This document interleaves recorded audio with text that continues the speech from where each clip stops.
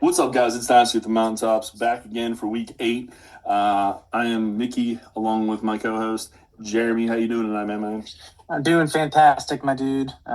Football's been great. Dynasty's been great. Let's rock and roll. Absolutely. Let's get right into it. We're going to talk about tonight week 8 injuries, takeaways, and standouts as we do every week. Flex options for week 9, which in my opinion is another Buymageddon, and we'll talk about that later.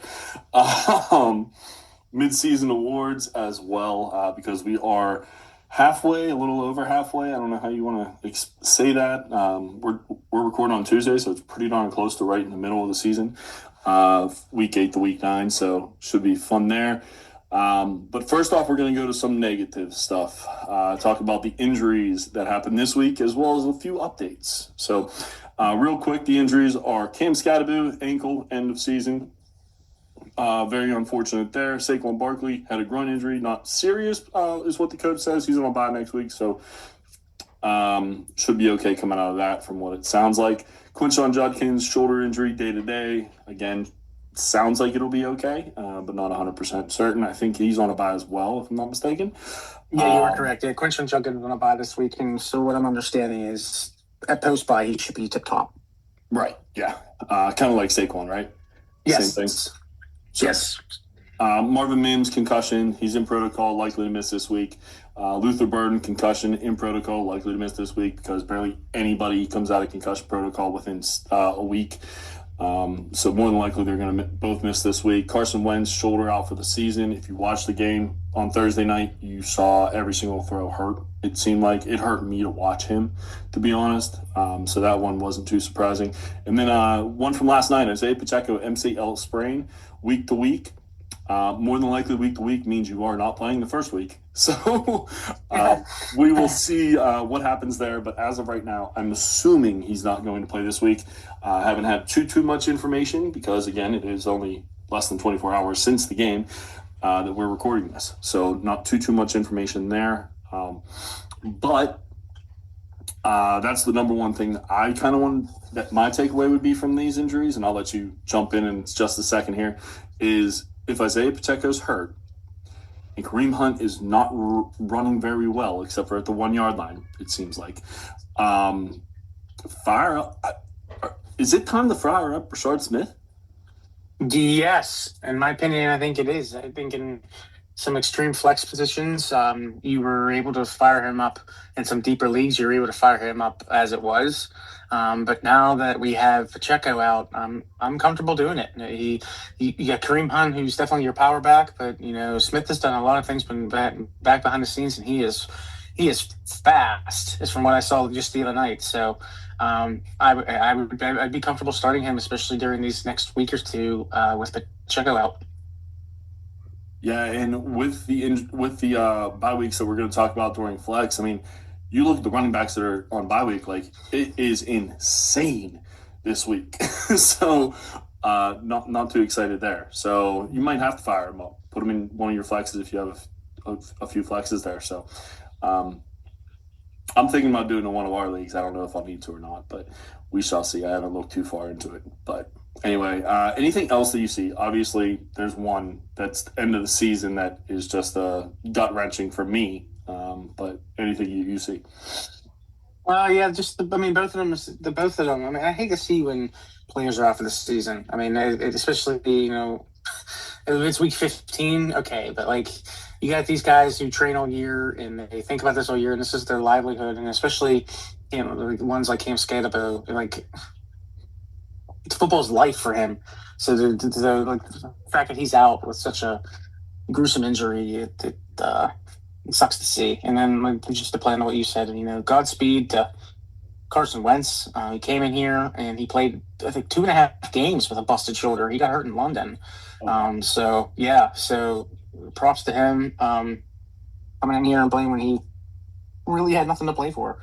Props to him. But yeah, I hate to see the guys out for the season. Yeah, and this kind of opens up J.J. McCarthy. Is he going to be the guy, or I mean, they're not going to be able to turn to really anybody else. The third string, we'll see. But when someone's out for the season, it means someone else is jumping in there. And I don't know if you're talking about him later on, but Cam Scatterbo, definitely, who's taking over that spot. So Tyrone Tracy, fire him up for sure. Yes, sir. And it's such a shame because the Giants, they played with so much heart, and part of that heart was Scatterbill, it felt like. Like when he came in the game, there was just some electricity. Jackson Dart as well, it seems like, but I don't even know what they call him, but I'm sure there's a nickname for those two together. So, or there will be in the short-term future, since they're both rookies and going to be playing with each other for at least 4 years, probably longer. From what it seems like. So, unfortunately for that, glad to see that Barkley's going to be okay. Judkins is going to be okay. But we got some updates as well. Puka Nacua, ankle expected to return. Brock Bowers, knee expected to return. Lamar Jackson, hamstring expected to return. You want to talk about a gauntlet of greatness. Holy. We got some good players coming back this week. For sure. And, Kyler Murray's returning as well. With this foot injury. Hey, he's my favorite player in the NFL. I can let this one go. Like, you know what I mean? He's my boy, but he is not Nacua, Bowers, and Jackson. No, it seems like Bowers has been out all year, is what it feels like. And I don't even have a stock of him, and it feels like he's been out all year. So it's good to see that he's coming back. And that he did some rest, and he gave it that. So finally, Lamar's coming back right in time for Miami, right in time for me to play against him in one of our leagues. So I'm looking forward to that because he's going to come out and probably put up 300 yards. I'm ecstatic about Puka Nacua. We got lucky. You see the ones we just talked about, Cam Scatterbo, simple tackle, and he fell on top of him and dislocated his ankle out for the year. Similar situation happened to Puga, and he's only out for a week because he got blessed with the bye timing. So very happy to see Puka coming back. Yeah, and for Brock Bowers, he got hurt in the first game after having a monster week. And they thought that he could go, like, I think it was 2 or 3 weeks after that. He kept playing, and he just wasn't himself. So it felt like he was on a bye, but he did get you points, just not a lot. Because I do have him in one of the leagues, and it was kind of disappointing, and then I found out why.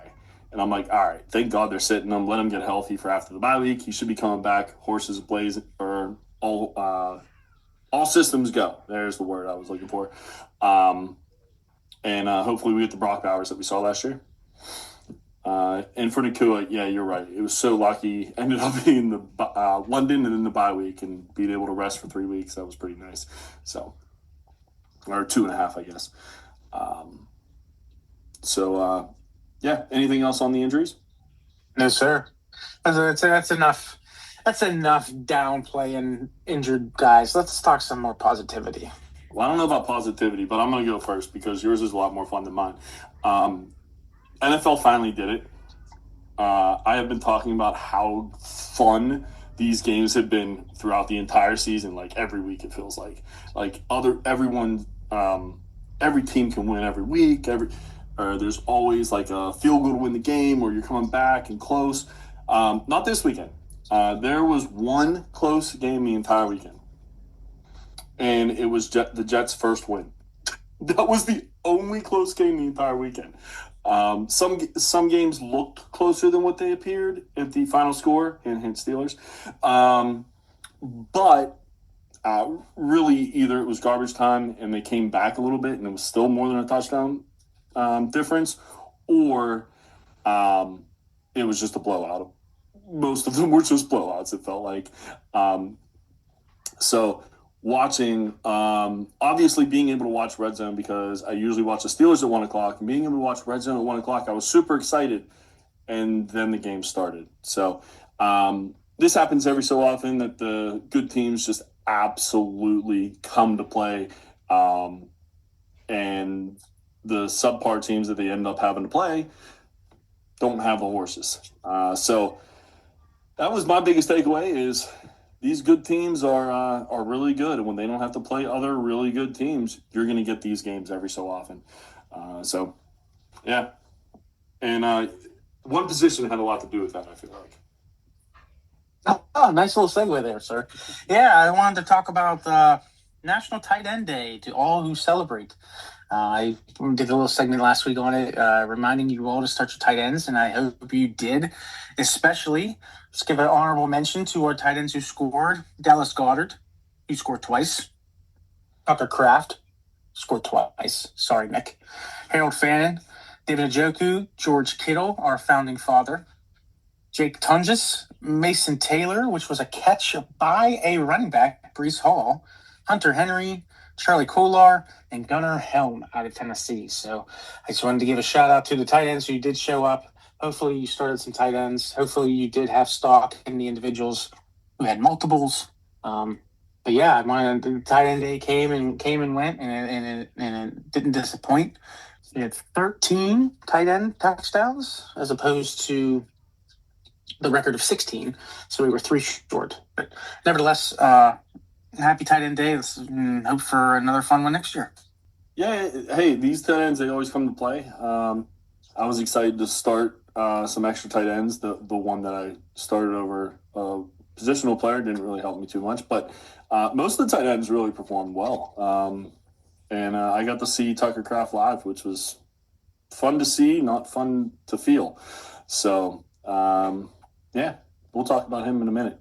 Honorable mention to Travis Kelce, who did not play on tight ends today, but he did get 99 yards out of 6 receptions and a touchdown, and it was career touchdown number 83 for Travis Kelce. Now, why is that important? Because 83 is the touchdown record for the Chiefs franchise, held by Priest Holmes. So next touchdown, because we all know it's inevitable, next touchdown by Travis Kelce will break the Kansas City record. Wow, that's impressive, especially for a tight end. I thought you were going to say Tony Gonzalez had the record, and I was going to lie. Ironically, Priest Holmes broke Tony Gonzalez. I might be wrong. I want to say around 76 is Tony Gonzalez. 83 was Priest Holmes, and 83 now is Travis Kelce. So Kelce passed Gonzalez, I want to say late last year. Mm-hmm. But yeah, he's back into it now and about to break another record. Yeah, man, he looked so good. From the little bit that I saw, Kelce looked like his old self, man. When Kelce looks bad, Kelce looks like he's 45 years old. Mm-hmm. He looks like he's Jason out there trying to play tight end. But when Kelce's on, man, he shows why he's the GOAT. It's that simple. 100% agree. And I got a story for you for one of the tight ends you talked about coming up here, since we're going to talk about him in a little bit. But oh boy, am I going to jump on a soapbox? We'll talk about that in a little bit, though. So, anything else takeaways for you? No, sir. I'm ready to roll with some standouts. Yeah, we got a busy second half, so we're trying to get through some of this other stuff here today. Standouts. So for me, first off, quarterback. I want to give a shout out to Tua Tagovailoa, and a shout out to me for saying it right. 20 of 26, 205 yards, 4 touchdowns. This is the Tua that I'm used to seeing. That has been gone for a year and a half or 2 years, or since he had his first concussion, maybe. I don't know. But when he's on the field throwing the ball like this, good things happen. And just wanted to give him a shout out because I don't know how many times we're going to be able to see him in the top 10, which is what I kind of look at. So, and then Bo Nix, 19 of 29, 247 yards, 4 touchdowns, did throw an interception. Just the 2 good outings in a row for him. I think he's starting to feel it again, although he did play the Dallas Cowboys defense, which I always put an asterisk after you'd have a great game, because who isn't having a great game against them? And we'll talk about them later as well. But yeah, these 2 guys didn't start off very well, to say lightly. The first half of the season, however, they're starting to pick it up the last couple weeks. So I love to see that. Yeah, Denver's a real fun team to watch, man. They're starting to really get they're really starting to gel. Offensively, they're really starting to show what they are capable of. They're putting up some decent points, and then their defense is one of the best in the league. So Denver's been a fun team to watch, and led by Mr. Bo Nix, a great call out. Another one that I wanted to give a little sentiments in the Tua type aspect is Justin Fields. I want to give a shout out to Justin Fields. He completed 21 of his 32 pass attempts for 244 yards, 1 touchdown, 0 interceptions, which makes his streak of starts 10 without interceptions. Something that not many people talk about. Everybody likes to throw Justin Fields under the bus, but he's now at 10 consecutive starts without a pick. He also rushed for 31 yards on 11 rushing attempts, and led a second-half comeback by the Jets against a Cincinnati Bengals defense that is ranking right up there with the Dallas Cowboys that needs an asterisk. They are pretty bad. They really couldn't stop anything. So I wanted to give a shout out to Justin Fields. Next one is another Justin Herbert. He played Thursday night for the Chargers, completing 18 of 25 passes attempts for 227 yards, 3 touchdowns. He did throw 1 pick. He did add 62 yards on the ground. I did want to give a shout out to this because Justin Herbert is starting to show that he can be a lethal quarterback. The dude has a cannon for an arm, and he has it's obvious the weapons that he has at his exposure. But now that you're going to be tacking on 40 to 60 to 80 rushing yards a game, look out. That's like having Josh Allen in the West. So something to keep an eye out for Justin Herbert, but I wanted to give a shout out because he handled himself very well in the Thursday spotlight. No, I love it. Both Justins, I love for sure. Justin Fields, like you said, 10 straight games, no interceptions. And people are like, well, he doesn't throw as much. Maybe, but he's thrown almost 200 passes and no interceptions. Find me someone else who's usually doing that. Not many people. So, as you know, I like Fields. I was a believer that he should have been the starter for the Steelers last year. Throughout, and love it whenever he's able to play like this, especially after a tough week. Like if it wasn't for Tyrod Taylor getting injured and not being able to play, I don't think he plays in this game. And he handles it like a professional, like he should, and just goes out and has a great game. Fantastic. Yes, full agreement. Let's transition over to the running backs here. I wanted to give a shout out to Jonathan Taylor, who I gave a shout out last week and praised him a little bit on type of MVP watch. Well, he did not disappoint in helping me out in regards to that type of argument. In a 38-14 win over the Titans, he rushed for 12 times for 153 yards and 2 touchdowns. He also had 2 catch balls for 21 yards, and one of those was a shovel pass for a touchdown as well. So Jonathan Taylor is just continuing his dominance in the backfield, either rushing the ball or catching the ball. You're literally game planning against this team solely against Jonathan Taylor, which obviously opens up the window for Daniel Jones and company, which we can get into later. But Jonathan Taylor had himself one heck of a game, stand-up performance. Next one I wanted to shout out was Kareem Hunt, who scored twice on Monday Night Football, rushed the ball 9 times, and what we talked about earlier, starting to become crowded backfield before Pacheco went down. He rushed 9 times for 40 yards and a touchdown. Well, he took a reception for a 2-yard score as well in that win against the Washington Commanders. Hunt is a little banged up, but he did play through the injuries there. So another play into our arguments of starting Smith. But yeah, Hunt played a little bit hurt, and he got himself 2 touchdowns on the night.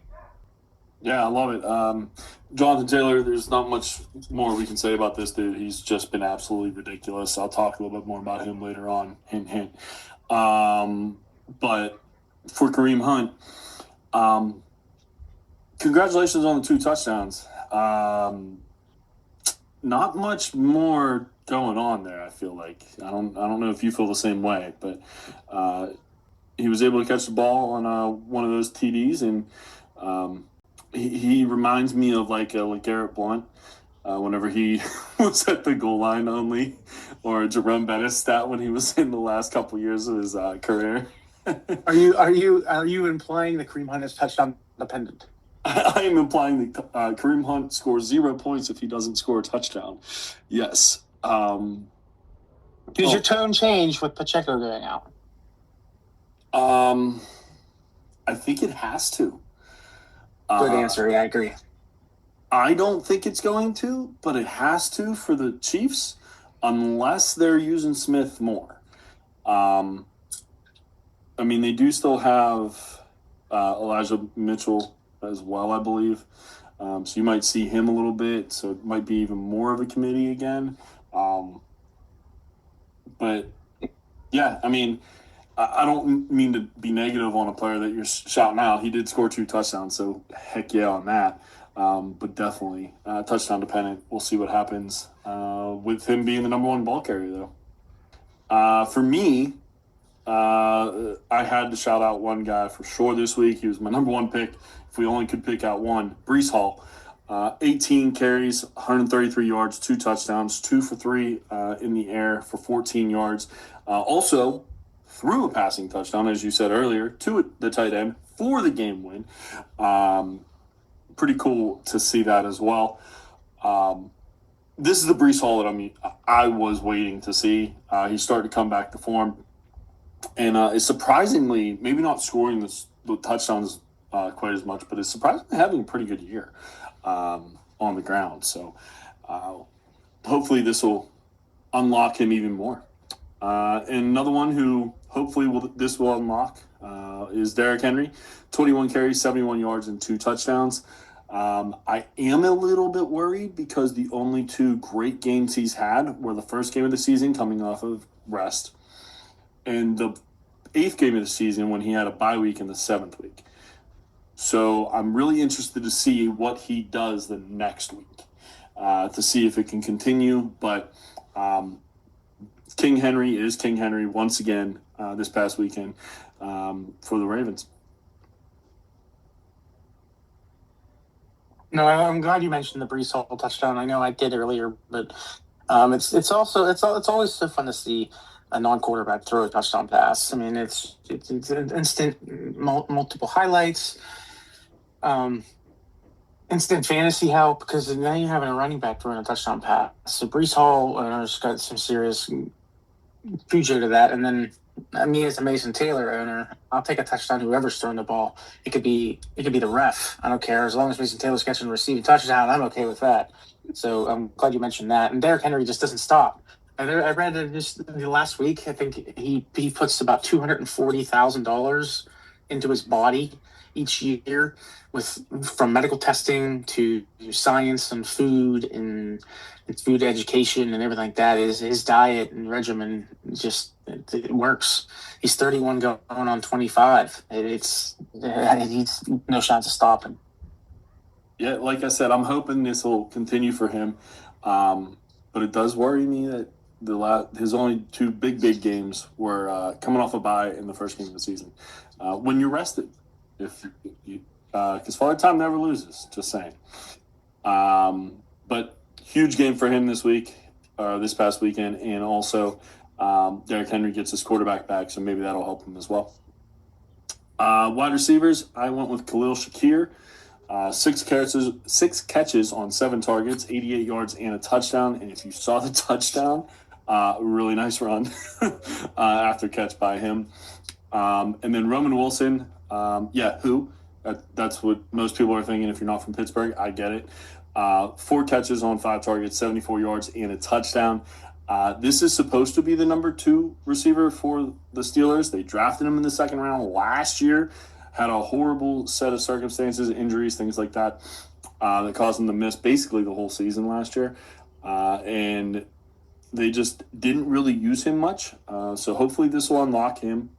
Yes, being a homer, I'm hoping this unlocks him a little bit because the Steelers decided to, instead of getting one of the top receivers who were on the trade block, Marquez Valdez-Scantling. That's going to be your savior. So, yes, hopefully Roman Wilson's able to be the number 2 wide receiver, and this will unlock some things for him. No, I would call Roman Wilson, man. Everyone's been waiting to see it. He had such an injury, played a rookie year. Everyone's been waiting to see him come out, and it was great to see. So the 1 and 2 I went with, the first one I went with is Troy Franklin out of Denver.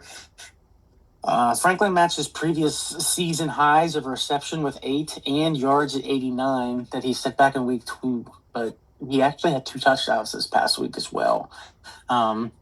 He had, 6 receptions, out of those 8 targets. But yeah, 2 touchdowns on the day in a game that was much needed. The 2 touchdowns he scored was fantastic. And it just shows again. It's one of those connections that I love to highlight. His connection with his Oregon College quarterback Bo Nix, shown in the full display here. Another one I wanted to mention is one that we're not going to get on the score sheet too much. Is Xavier Hutchinson out of the Houston Texans? He stepped into a role here due to some significant absences of his teammates. Christian Kirk and Nico Collins both are out during this game, and he had himself a day. Like you said, if you were able to watch Red Zone or you watched the game, you saw he caught 5 out of 6 balls. One of those was an absolute ridiculous catch. He totaled 69 yards and a touchdown for the Texans that day. Led the team with receptions and was second in targets for the team. So he had himself a day filling in for arguably one of the better wide receivers in the AFC conference, and Nico Collins. So I wanted to give a shout out to Xavier Hutchinson for having his career best performance this past week. Yeah, with everyone down, who's going to step up? And it was the X-Man, for sure. And as far as Troy Franklin goes, when he plays a bad defense, yes, they played the Cowboys, shocking, he goes absolutely off. It's two weeks that they played really bad defenses and 2 weeks that he's gone off. So if they play another bad defense, put him in your lineup. Next, I want to transition to our tight ends. Just want to do a brief shout out because I did praise tight ends quite heavily at the beginning of this game last week. But I want to give a shout out to the 2 tight ends that had 2 touchdowns. First off, Dallas Goedert. He had Pater twice. He caught all 3 of his targets. He only had 3 targets, but considering he's once again showing his dominance in the red zone as a red zone reliable target for Jalen Hurts.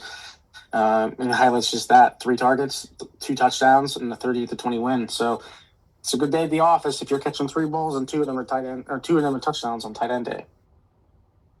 And the last one I wanted to mention is Tucker Kraft, tight end, Green Bay Packers. He caught 7 of 9 balls for 143 yards and 2 touchdowns.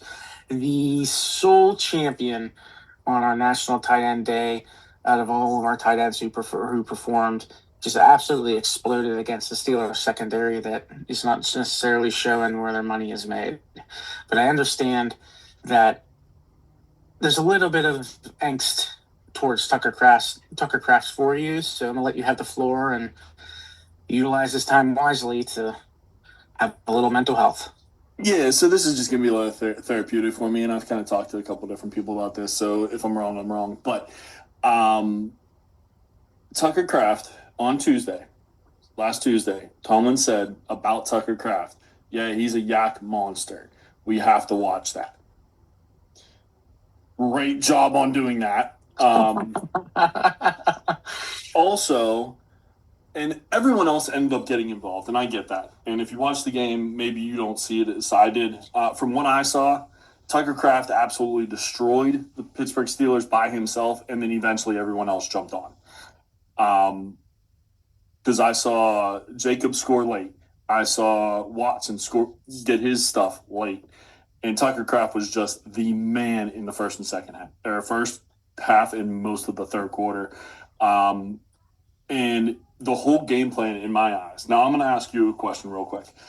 Is if there's one guy on the Green Bay Packers that you talked about earlier in the week already that you should probably game plan against, who would that be? Tucker Kraft. Yes, of course, it's Tucker Kraft. Because the wide receivers do not scare you. It's nice to see Watson back. He had a nice day late, but he had a nice day. And Josh Jacobs is going to get his. We talked about him as the silent assassin last week, and that no one's really talking about him, but he's having a great year.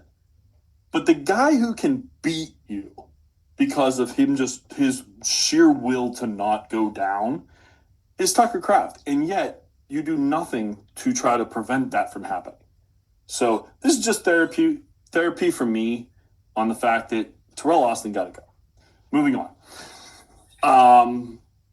Yeah, was there anything else you wanted to say? No, by all means, I support the negativity towards Tucker Craft in a sense of a Oh no, Steeler it's fan. love for Tucker Craft, man. All love. No, in the sense of a Steeler Craft as a Steeler fan, you got me all flustered. As a Steeler fan, you don't love Tucker Craft, at least this week. But ultimately, like you said, it's beyond fandom, and you respect the name. So yeah, no, nothing really to add. I believe you have two tight ends as well that you would like to highlight. Yeah, man. Someone who maybe finally is here to stay. Maybe. Kyle Pitts, 9 catches on 9 targets, caught them all. Only 59 yards, but caught 9 balls. In fantasy, you're going to do okay there, especially if you have tight end premium. That definitely helps. But yeah, he was top 10 this week. And then you got to give a shout out to the dude. Should have had 2 touchdowns, but Tom just stole one from him. George Kittle, the man, the one who created this. 4 catches, 5 targets, 43 yards, and the touchdown. Again, should have had another one. It was thrown to him, but Ton just got in the way. It's pretty funny to see, actually. And Kittle was more excited than anybody for Ton just to catch that touchdown. So I'm glad you called that out, because I definitely saw Ton just reaching as far back and above his head as he possibly could to catch that ball, and it definitely was going toward Kittle. But yeah, 100% agree. It was fun to watch. Yeah, man. So as far as Kyle Pitts goes, he has this big game when there's nobody. Atlanta played absolutely terrible. Kirk Cousins, hopefully Penix is back for them. Didn't think I'd say that, even though I'm a huge Penix fan. But yeah, Cousins looks done, man. Cousins looks done. Yeah, I know he hasn't played. I know he hasn't played yet this year, but Cousins looks done. He's done. Look at the other players who haven't played this year. Like when Tyrod Taylor came in, he was fine. I mean, he was great, but he could at least throw the ball. Cousins is done, bro. Like, that was rough. Didn't help that they didn't have Drake London. And that's what I was kind of getting at was when Drake London's not in the game or Darnell Mooney's not there, Kyle Pitts is the second option. And we saw that today. Or Sunday, not today. So anything else out of the standouts that you want to discuss? No, sir. I think we crushed that segment. I do too. Yeah, I think it was fun. And I got my therapy session in, which I'm glad you got your therapy in. Listeners, he is hyped up. He has told me 3 to 4 times that he wanted the floor a little bit for Tucker Craft, and he didn't disappoint. So I appreciate you using this floor and time wisely. And again, I say this is all in love of how great Tucker Craft is. Now the number 1 tight end on the year, past Jake Ferguson this past week, which, well, anyone could have passed Jake Ferguson this week. You and I passed Jake Ferguson, sir. Yeah, right. 0 for 0. That was a rough one. But we're going to move on and talk about next week. Week 9, in my opinion, could be Biden half or 3/4, I guess, because there's not as many teams on a bye week. But when you hear the names, you might not be very happy. Cleveland Browns, we got Quinshon Judkins, Jerry Jeudy, Harold Fannin, David Njoku. New York Jets, Justin Fields, Breece Hall, Garrett Wilson, who's been injured already, Mason Taylor. I hear Garrett might be coming back after this week. We'll see about that. Philadelphia Eagles, this is where the rubber meets the road here. Philadelphia Eagles, you got Jalen Hurts, Saquon Barkley, A.J. Brown, who's injured, didn't play last week, Devonta Smith, and Dallas Goedert. Tampa Bay Buccaneers, you got 80 people. Baker Mayfield, Bucky Irving, who's injured, should be back next week. Rashad White, if you had him prior, you were really happy with him for most weeks. Mike Evans, injured, obviously. Chris Godwin, injured, obviously. Hopefully be back soon. Emeka Egbuka, Kate Otten, and the Partridge in a Pear Tree. So that's why I call it like a mini Bye-Mageddon, because there's only 4 teams on a bye, but 2 of them, I mean, that's 12. Now, some of them are injured, but that's quite a few important players on your roster that you're going to have to figure out. And me having a bunch of Philadelphia Eagles does not help. So, and Buccaneers for that matter, does not help me. So I was definitely interested in the top 5 options this week that you had and that I could come up with. So I will let you have the floor and start with your number 5. Absolutely, sir. Number 5 is out of Denver, R.J. Harvey. Harvey's potential for explosive plays and scoring touchdowns, it definitely makes him an intriguing fantasy prospect, but he does have inconsistent volume. It's what he does with that volume that makes me want to have him in my flex play. He just 8 total touches last week against the Dallas Cowboys asterisk. He had 3 touchdowns, 2 of them rushing and 1 receiving. You should consider him if you are chasing a high ceiling. But be aware that obviously he is getting lower touches, and it's still Dobbins' backfield. Yeah, no, great call. Obviously, Harvey should have, and that's probably on us for not giving him a standout. 3 touchdowns, that's a day, my man. Hopefully, this continues something for him.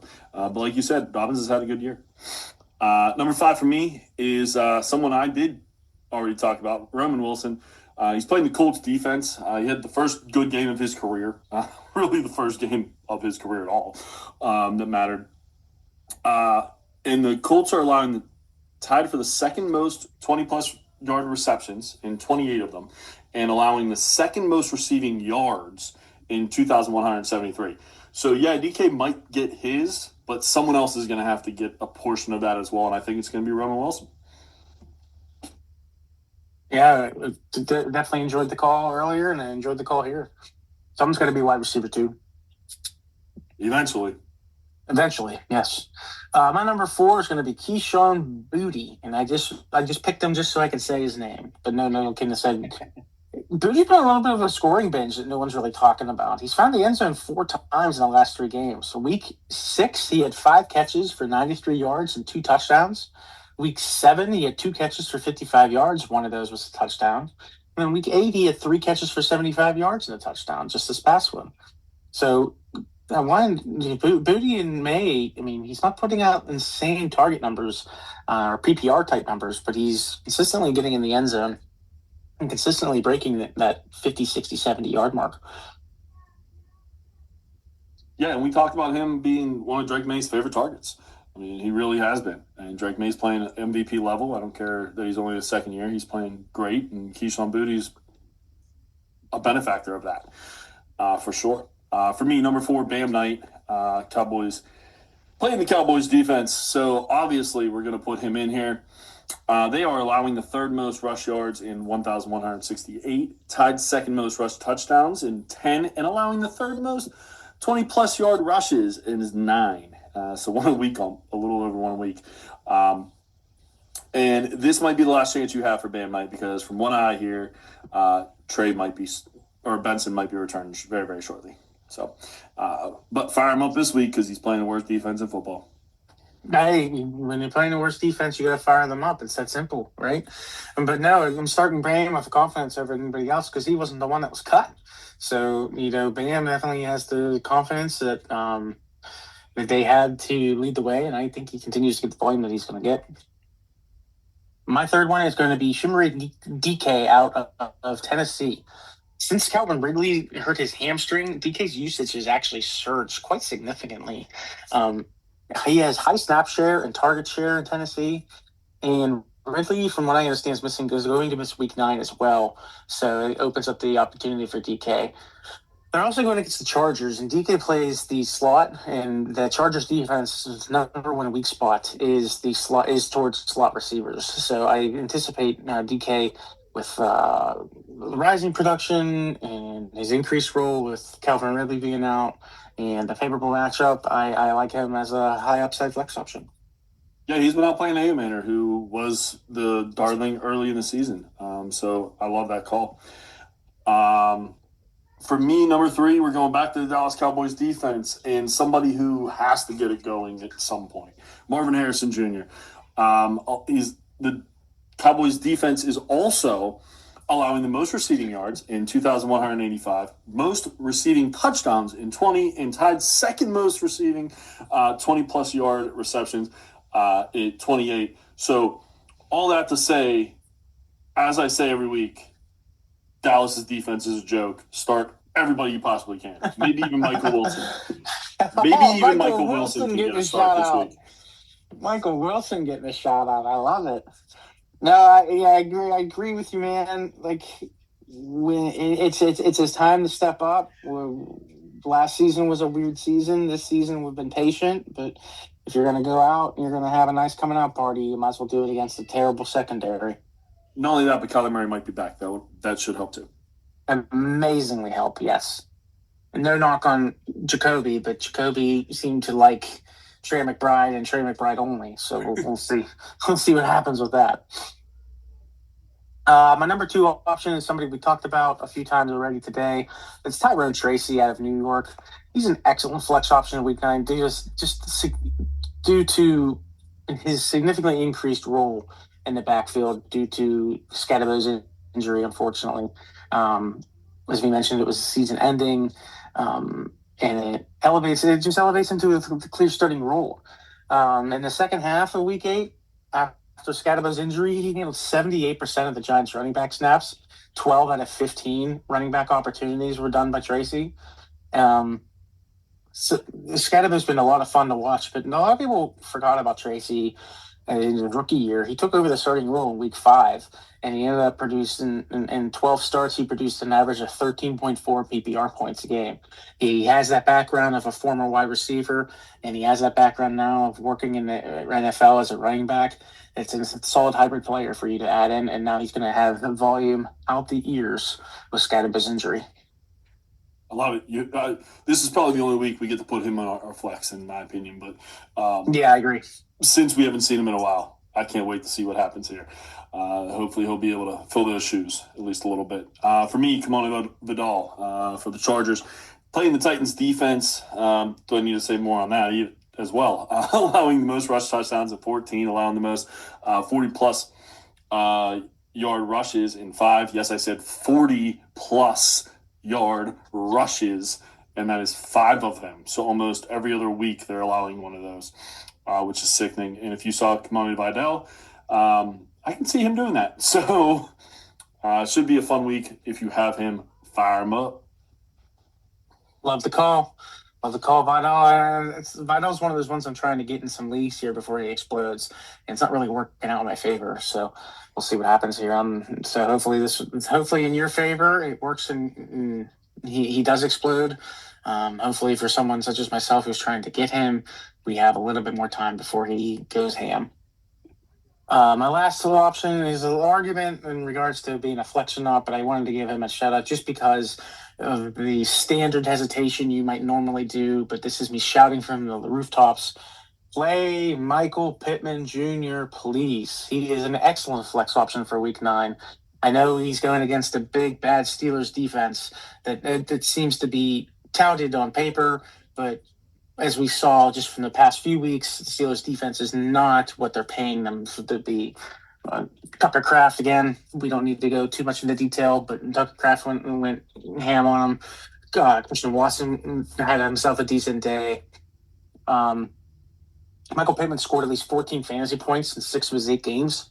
And so by having him playing against this leaky Steelers secondary, he's wide receiver 6 from Week 9 PPR formats. Yeah. I think it's a nice reminder to let people know, hey, Pittman is back, and he needs to be started. I love that call. For me, number one is another guy who's hopefully back for good, DJ Moore. He's playing the Bengals defense. He has some really nice momentum coming off of a nice game last week. The number one DB, defensive back or cornerback, and DJ Turner is good, really good, and kind of shuts down the number one, who's obviously going to be Rome Odunze. So, but the second option has absolutely feasted on this defense. They're allowing the second most receiving touchdowns in 19, allowing the third most receiving yards, 2,106, and allowing the most 20-plus yard receptions in 30. You put that all together, and Rome might have a rough day, and you still got to start him. But DJ Moore, I think, is going to have another good game this week. So moving on, we are going to fly into the midseason awards here, and start out with one that isn't necessary. We're gonna have some fun with a lot of these. We can only pick. Each player can only win one from each of us, if that makes sense. So, like for instance, Jonathan Taylor could probably win half of these categories if we wanted him to. However, he can only win twice because I can pick him and Jeremy can pick him. That's how we're going to work this. But the first one award on this part here is Rookie of the Year, and categories are Cam Scatabo, Tyler Warren, Quinshawn Judkins, and Emeka Egbuka. Notice I did leave off Jackson Dart. He just hasn't played enough. No, it's fine. You left out Jackson. That's fine. You left out Jackson Dart. I agree. He hasn't played enough, and I think end of the year, things will change. But I'm gonna go with Emeka Egbuka as my Rookie of the Year at midseason. He's tied for 8th in touchdowns at 5. He has 562 yards, which is 7th in the NFL. And again, he is a rookie in a arguably crowded wide receiver room when healthy. So I'm going to go with Buka as my wide receiver Rookie of the Year. I love it. And this is actually one of the hardest categories for me. I was between two. It was either Tyler Warren or who I actually picked in Cam Scatabo. Yeah, it might have been because he's hurt and probably not going to win this at the end of the season. However, he does have the most fantasy points, at least in one of my leagues, out of all of these players, which I was kind of surprised to see. So Cam has just been an absolute force, and I can't wait to see him next year. But he wins this category for me. Number 2, we have air it out. What this is the QB who doesn't need rushing or touchdowns, pure passer, is what we're looking at here. The nominees may surprise you, but these are the top 4 pass yards here. Justin Herbert, Dak Prescott, Daniel Jones, and Drake May. I'm going to go with a unique one here. I'm going to go with Dak Prescott. Now, I do know that he likes to run a little bit in the backfield, but Dak Prescott is tied. He is actually 3rd for passing yards of 2,069 already. And he has 5 passing touchdowns. So Dak Prescott can use his wheels. He's been prone to do so, but ever since he had that ankle injury about 2 years ago, you could tell he's been a little bit hesitant to try to run from the backfield. And look, they have CeeDee Lamb and George Pickens, who both have been playing out of their minds. CeeDee pre and post injury, and now George Pickens during that injury. He has fantastic weapons. Jake Ferguson, when Jake Ferguson's not playing on tight end day, Jake Ferguson is a fantastic weapon as well. So yeah, I'm gonna go with Dak Prescott due to the weapons and proven history. I love your call, and forgive me if I'm a little biased on this one, but I think it's Drake May. Yes, he can run. He does not need to run. He is I think 4th right now in passing yards, and he has much less to throw to. So he has 2,026 yards, 15 touchdowns, and that's all passing. So having a heck of a year. I had to find a way to get him in because he's one of the front runners for the MVP right now, and he is my aired out winner this week or this first half. Next up, we have one of my favorites, the Dead Man GIF. Coming back from the dead. Previously, good option, but dead during the preseason as we were talking, and came alive during the season, not including rookies on this. So the 4 options are Chris Olave, Javonte Williams, Daniel Jones, and Ramondre Stevenson. I was smashed except Daniel Jones on this one here. I maybe not the quote previously good. I know Daniel Jones has had a lot of haters for a lot of times, but I'm a big fan. I like Daniel Jones and the Giants. I think his rushing upside was underplayed. But when he came to the Colts, he was going to get beat by AR, and he was kind of the butt of a lot of jokes in regards to how he would still be here or, what he did with the Giants. But he's 4th right now in passing yards with 2,062. He's 2nd in QBR at 79.3. And he has one hell of a team around him that has helped supporting him, and he is supporting with Josh Downs and Tyler Warren and Michael Pittman, as we praised earlier. So I'm going to go with Daniel Jones being a nice bright spot in a cloudy day there in Indianapolis. No, that's a great call. He's definitely one of the best acquisitions best rise from the dead here. And he did do it before. Remember, he was a top 10 quarterback for the Giants one year, fantasy wise. So he has done it in the past. For me, it's Chris Olave. Um, this is the first year he stayed healthy, and he is showing that when he's healthy, he's one of the best receivers in the league.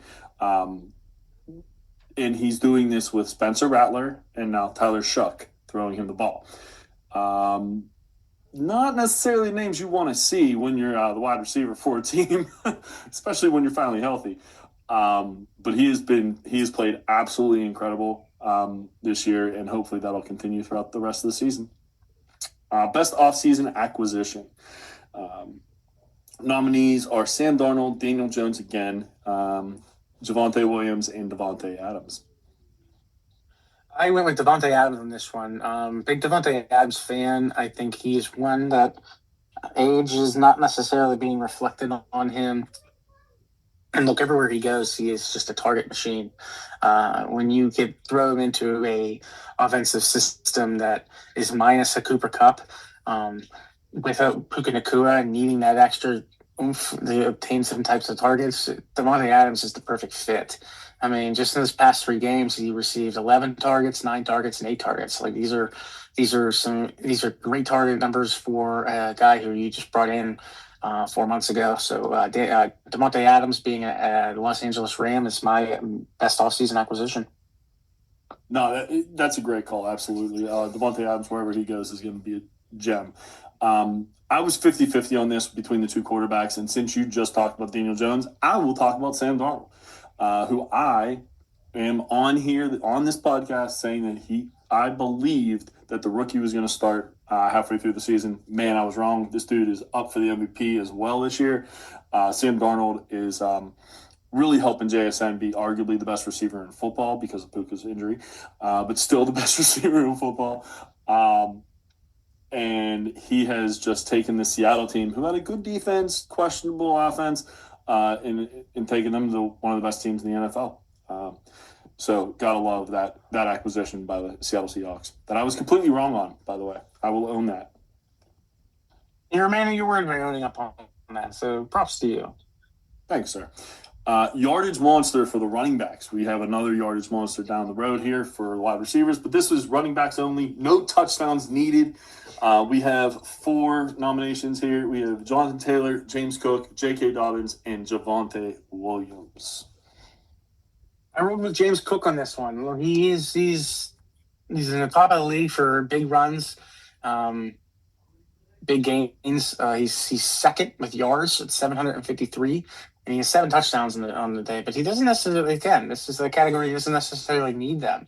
He's been breaking off huge runs for Josh Allen. And it's been helping this offense become more well-rounded and getting some leniency off of Josh Allen's shoulders. No, I love that call. And the fact that he's the yardage monster is unbelievable to me because I thought he was a pass catcher more than a running back, but apparently I was wrong. He's having a great year, obviously, this year. For me, I went with an absolute ground game monster this year. And we kind of talked about the other side and RJ Harvey, but for me, it's J.K. Dobbins. No one expected this coming. If you have him on your team, you are thanking your lucky stars you have him on your team because his yardage this year, and I just lost it. There it is. 120 attempts, 634 yards in, 8 games, I guess, because they haven't had their bye yet. Only 4 touchdowns, but 5.3 yards per carry.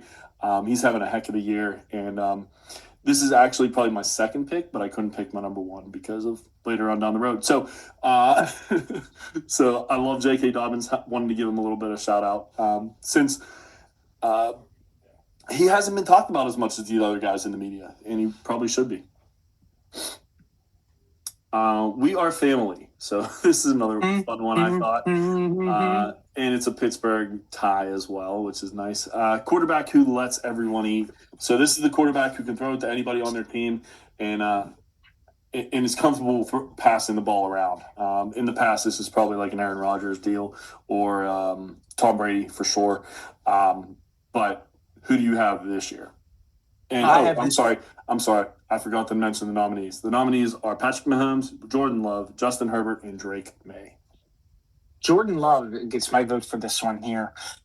I've never seen a team and a franchise that have a decent quarterback behind Jordan Love and not have any um, interest in the wide receiving core. Why is that? Because he spreads the ball around. You got Christian Watson added. You got Golden, Dobbs, Wicks, Kraft, Jacobs. Like all these guys are catching the ball in the backfield and deep and in the mid routes all of the time with Jordan Love, to the point where there is no set starter wide receiver, with the exception of Tucker Kraft, that you would want to have on the team. And that's not a knock against the Green Bay Packers. That is well-rounded football, courtesy of Jordan Love. Yeah, this is more of a NFL award, I feel like. Obviously, Jordan Love's the first one that you think of for this because they don't have a dude. But I'm going to go the guy that has a bunch of dudes and is able to feed them all. Justin Herbert, Keenan Allen, Quinshon Judkins, couple rookies, Omarion Hampton when he was healthy, Kamani Vidal now. He's even got Rondé Gadsden now as a tight end. And, oh, yeah, he has a guy named Lab McConkey who couldn't get the ball because there's so many other people on the team, and now he's feeding just as much.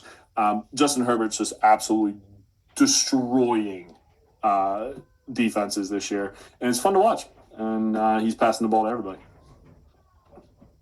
Big play, running back or wide receiver for this one.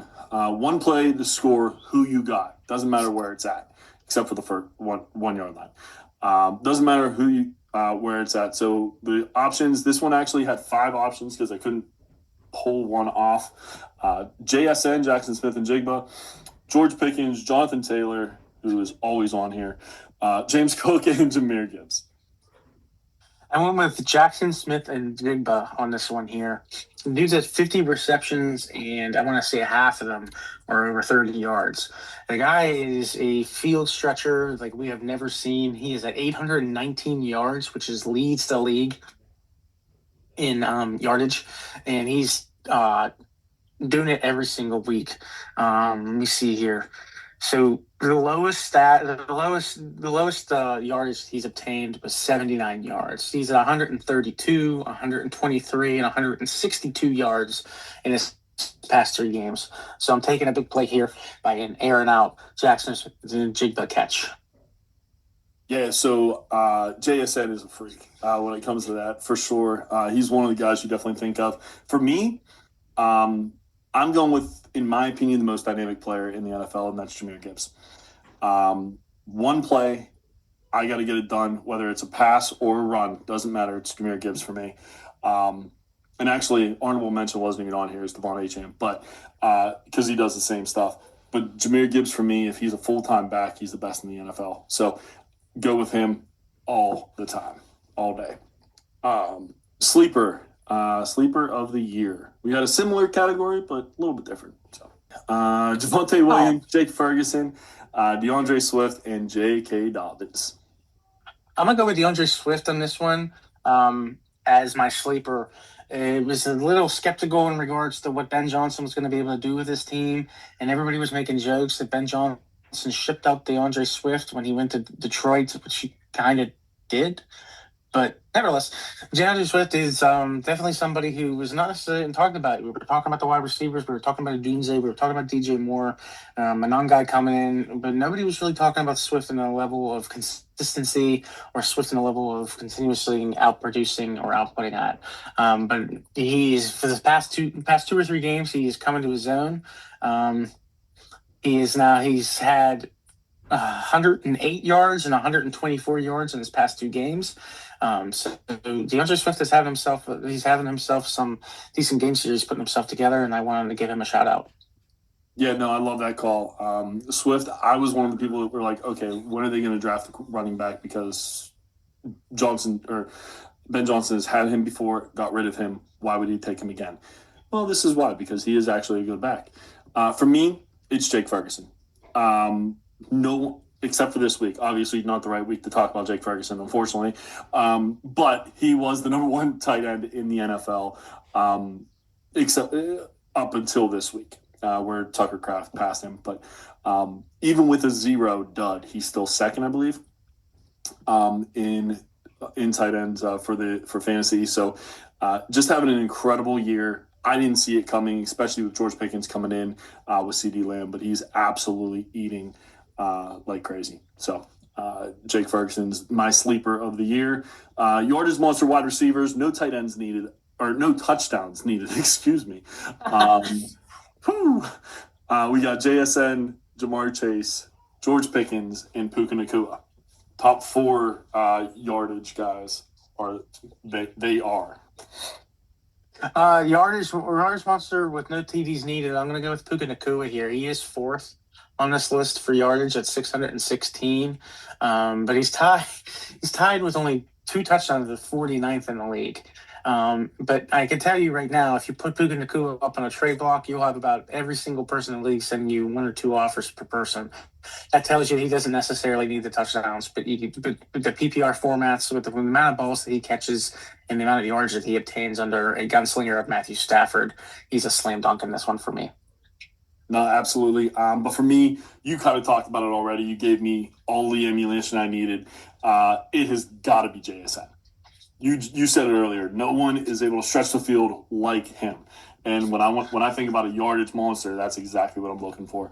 JSN's got to be that guy for me. Over 800 yards, I think you said, which means 100-yard average week, over 100 yards a week. Insane. Late bloomer rookie who will break out in the second half. Nominees are Gunnar Helm, Travis Hunter, L.A.K. Manor, and Trevion Henderson. I went with Travis Hunter on this one. I might be having a small sample size, but just judging off the past game where he had 14 targets and 101 yards and a receiving touchdown tells me that he's filling into the wide receiver role way more than the defensive role that he was going to be. Brian Thomas wasn't necessarily healthy, and if Brian Thomas misses a little bit more time or he still goes into these games unhealthy, it's going to be the Travis Hunter show, and I think it's only going to improve his numbers. No, I love the call. I think you're absolutely right. I think he probably is the winner here right now. But the guy this is kind of like a hopeful award.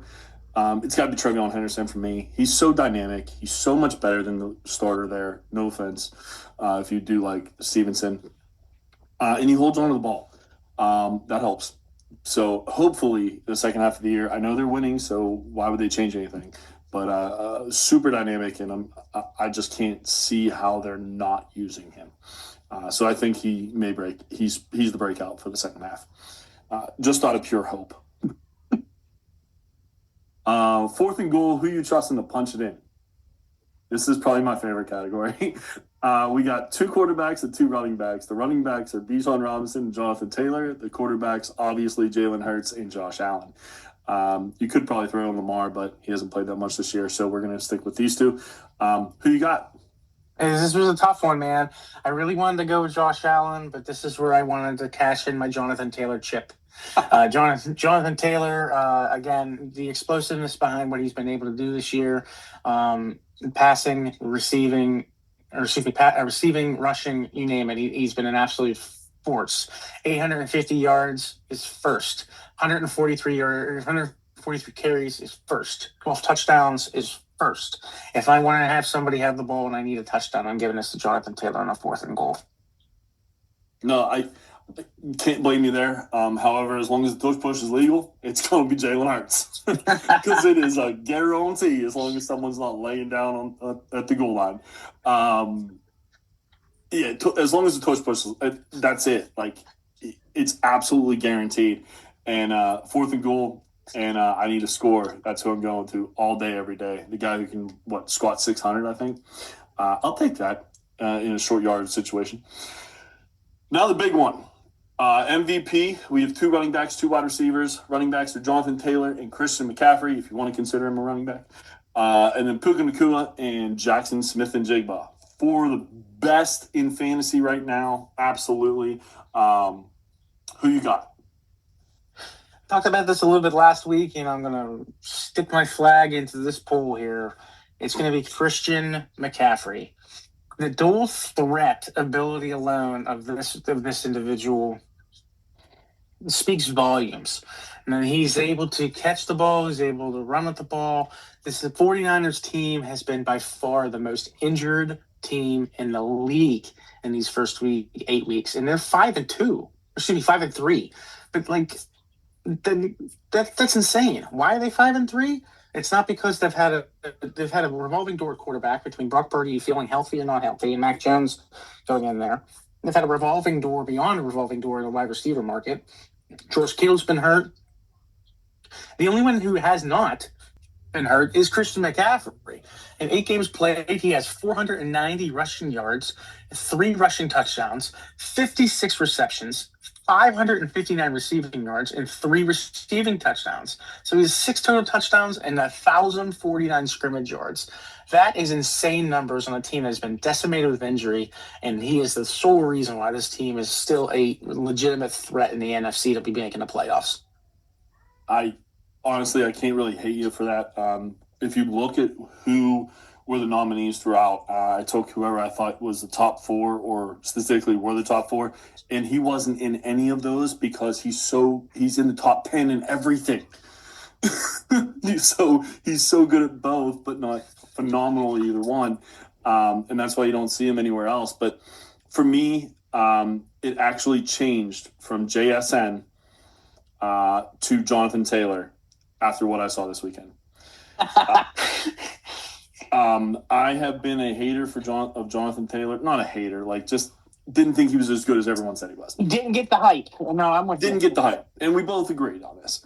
And then he towed a line while leaning to the left side where he should have fallen out of bounds and had enough body control to still run, stay in bounds, and not fall on like a 60-yard run or something like that. Just ridiculous. He is playing by far the best. He is on pace to break a record I never thought I'd see broken. 28 touchdowns by LaDainian Tomlinson in 2006. He's on pace now because of the 3 touchdowns this past week, but he's still on pace, which is absolutely insane to me. I got to give him his flowers. Hopefully he's able to continue it. And also, the Colts have lost 1 game all year. And Jonathan Taylor's a huge reason because of that. And we've talked about before that in actual MVP voting, we think they're probably going to cancel each other out, him and Daniel Jones. But in fantasy, I don't think there's any question who the number 1 player in fantasy is right now. And it's 100% Jonathan Taylor. He's the number 1 player overall, even with quarterbacks.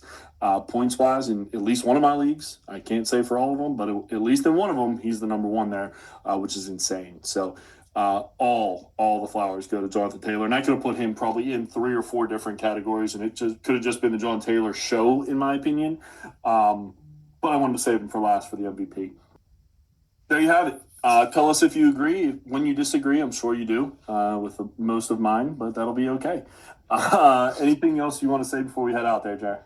No, this was fun.